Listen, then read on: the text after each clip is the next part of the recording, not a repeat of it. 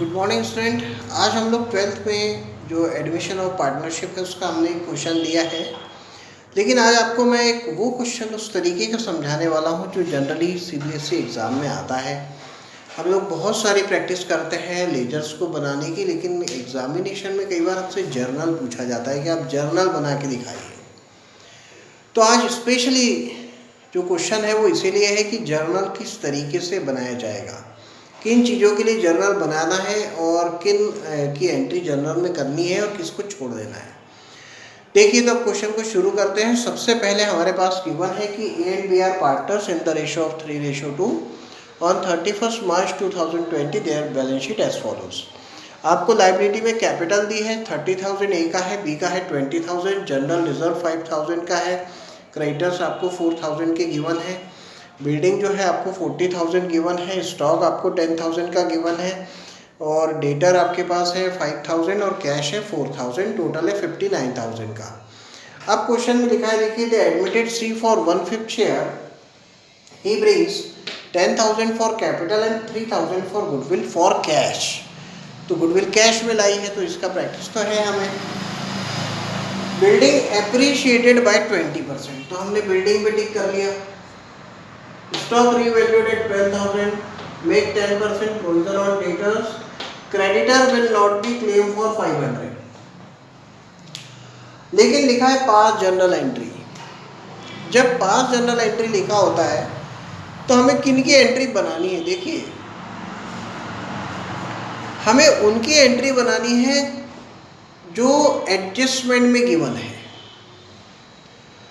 और जो वाकई में डिस्ट्रीब्यूट होते हो पार्टनर के बीच। जैसे फॉर एग्जाम्पल, मैं बिल्डिंग, स्टॉक, डेटर और कैश ट्रांसफ़र की कोई एंट्री नहीं बना सकता जो मैं लेजर में ट्रांसफ़र करता हूँ, तो मैं ट्रांसफ़र करने की एंट्री नहीं बना रहा हूँ। इसके लिए पहले आपको पुराना सवाल याद होना, जब हम लेजर में जाते हैं तो हम कहते हैं सबसे पहले कैपिटल अकाउंट में ट्रांसफ़र करो, बाय बैलेंस BD लिखो, इसकी कोई एंट्री नहीं। जनरल रिजर्व ये पार्टनर्स में डिस्ट्रीब्यूट होता है तो इसकी एंट्री बनेगी। क्रेडिटर न्यू बैलेंस शीट में लिखना है, कोई एंट्री नहीं बनेगी। वैसे ही building, stock, debtor new balance sheet में लिखना है, कोई एंट्री नहीं बनेगी। कैश अकाउंट में ट्रांसफर होगा टू बैलेंस ब्रॉट डाउन, कोई एंट्री नहीं बनेगी। तो बैलेंस को, ओपनिंग बैलेंस को उसी अकाउंट में ट्रांसफर करने की कोई एंट्री नहीं होती है, लेकिन इसके अलावा जो कुछ है वो सबकी एंट्री होती है। तो इसके लिए हम लोग क्या करते हैं कि सबसे पहले एक बात समझ लेते हैं कि जैसे लिखा है कि दे एडमिटेड सी फॉर 1/5 शेयर, तो आप 1 बाय 1 चले। तो 1 बाय 1 में आप अगर देखेंगे तो बैलेंस शीट में ये 5,000 का रिजर्व है जिसको डिस्ट्रीब्यूट करना है। तो डिस्ट्रीब्यूशन का काम किधर होता है? तो देखिए, आपको समझ में आया इसलिए मैंने एक कैपिटल अकाउंट का फॉर्मेट बना दिया और इस फॉर्मेट में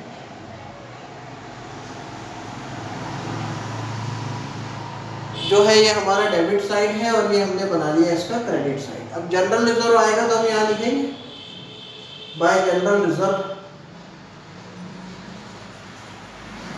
तो जिसके आगे बाय लिखा हो उसको डेबिट करना है, यानी जनरल रिजर्व को डिस्ट्रीब्यूट करना है पार्टनर्स में। तो जनरल रिजर्व अकाउंट क्या हो जाएगा? डेबिट, और ए और बी का अकाउंट क्या हो जाएगा? क्रेडिट। तो हम लोग यहाँ पर जाते हैं। देखिए, एंट्री एक बार और देखिएगा, ये हमने बनाया एक पार्टनर्स कैपिटल, ये इसका क्रेडिट साइड है।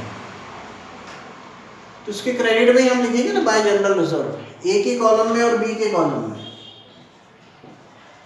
तो एंट्री बनानी पड़ेगी, general reserve account debit to A's capital account and B's capital, क्योंकि पार्टनर्स कैपिटल अकाउंट क्रेडिट हो रहा है तो एंट्री में भी वो क्रेडिट होगा। तो इसलिए हमारी जो पहली एंट्री बनेगी वो बनेगी, आप यहाँ डेट चाहे तो 31 मार्च लिख सकते हैं,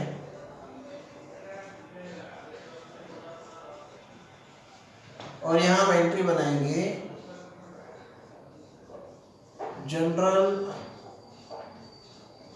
reserve account debit to A's capital account and to B's capital account, और ये है 5,000 इसमें से 3000 3:2 के हैं तो 3000 और 2000 आ जाएंगे।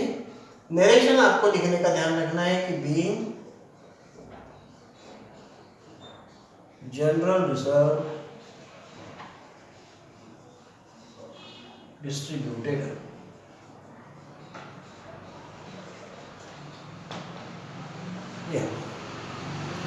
तो ये फर्स्ट एंट्री जो है हमने यहाँ पर करी है। नेक्स्ट बात देखिए तो इसके अलावा हमारे पास बैलेंस शीट में कुछ नहीं है, तो जो नीचे गिवन है देखिए लिखा है the admitted C for 1/5 share he brings 10,000 for capital. तो आप इसके एंट्री जानते हैं, cash account debit to C's capital account. तो हम नेक्स्ट एंट्री बनाएंगे कैपिटल को लाने की, कैश अकाउंट डेबिट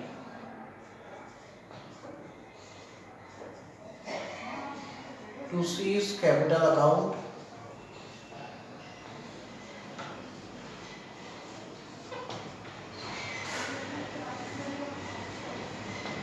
और यहाँ नरेशन आप लिख सकते हो कि बीइंग कैपिटल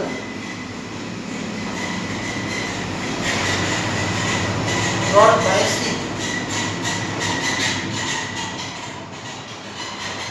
तो आप समझ गए होंगे आपको एंट्रियाँ किन चीज़ों की देनी है। 3000 फॉर गुडविल फॉर कैश, तो जब कैश में गुडविल लाता है तो दो एंट्री आती है, एक लाने की और एक बांटने की। लाएगा तो एंट्री बनेगी cash account debit to premium for goodwill account.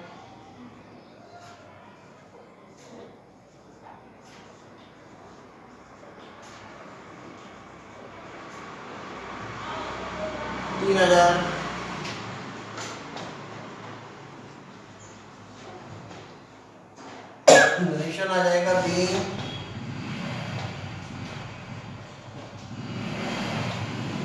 Goodwill brought in cash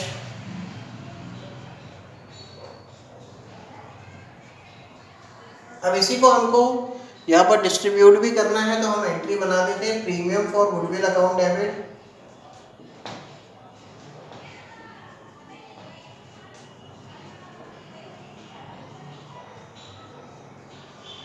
to A's capital account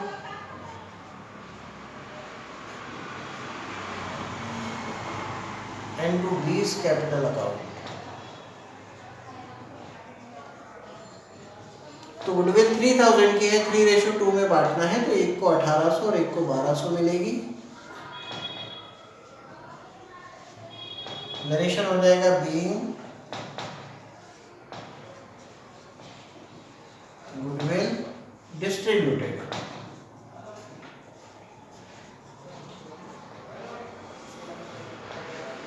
अब बात आती है रीवैल्यूएशन की।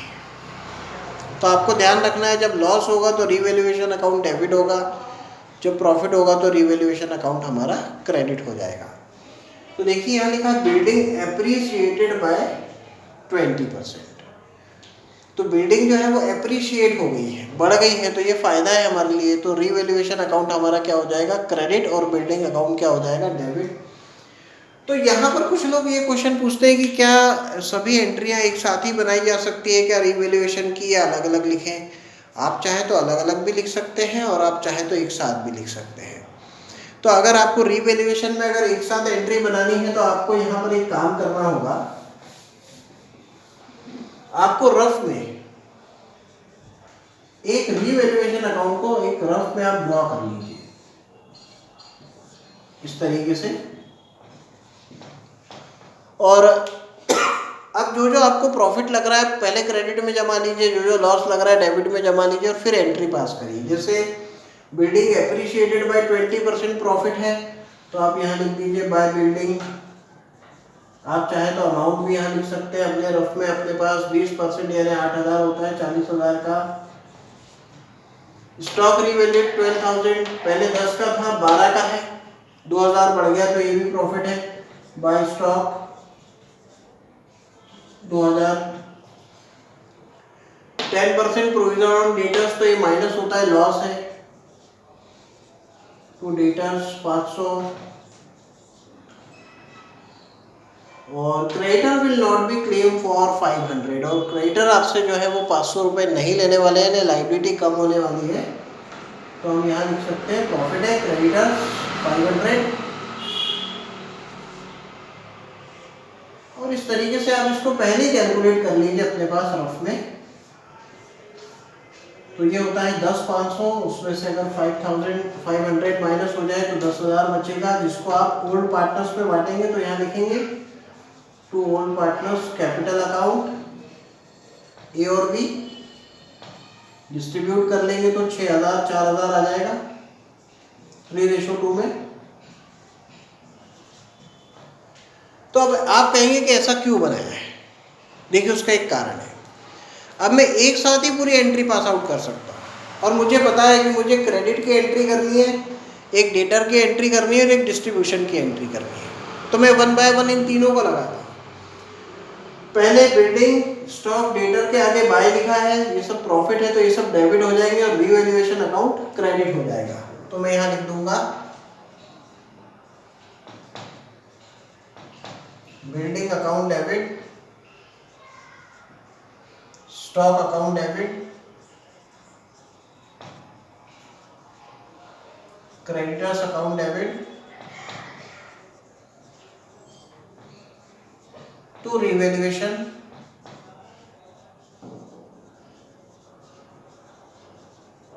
वेरिएशन लिख सकते हैं हम being assets and liabilities revalued. तो बिल्डिंग का 8,000 आप यहाँ लिख दीजिएगा,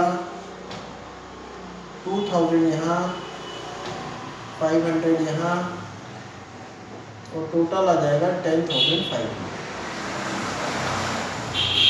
नेक्स्ट एंट्री आपको होता है revaluation account debit to debtors. तो हम revaluation account debit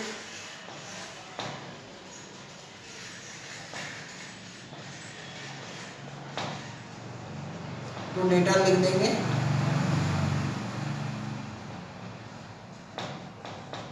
being 5% provision made on debtor, तो ये आ जाएगा 500।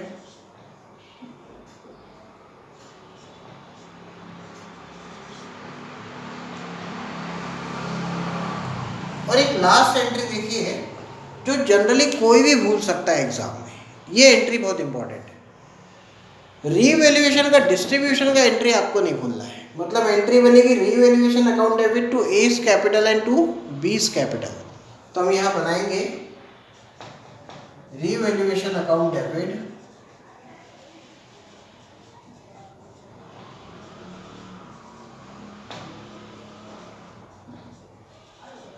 to A's capital account to B's capital account। Narration आप लिख दीजिएगा कि being distribution of profit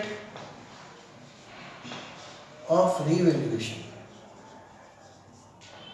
ये हो जाएगा आपके पास अब जो 10,000 था माइनस करके उसमें से 6,000 ए को और 4,000 बी को मिलेंगे। तो फाइनली इस क्वेश्चन को समझने का एक ही मतलब है, और वो ये है कि अगर क्वेश्चन आपको आता है तो आपको ध्यान रखना है कि ये जनरल रिजर्व की एंट्री या कोई और रिजर्व है, इसको डिस्ट्रीब्यूशन की बस एंट्री होती है, और बाकी सभी एंट्रियाँ एडजस्टमेंट वाली होती है, वो इसी तरीके से होती है। तो ये जो क्वेश्चन है स्पेशली इस क्वेश्चन को जनरल के फॉर्मेट में कैसे करना है इसके लिए मैंने आपको समझाया है। तो आप एक बार इसी का जो है वो प्रैक्टिस एक बार ज़रूर करें, ताकि आपको बुक में भी जो क्वेश्चंस गिवन है जनरल वाले वो आपको समझ में आए।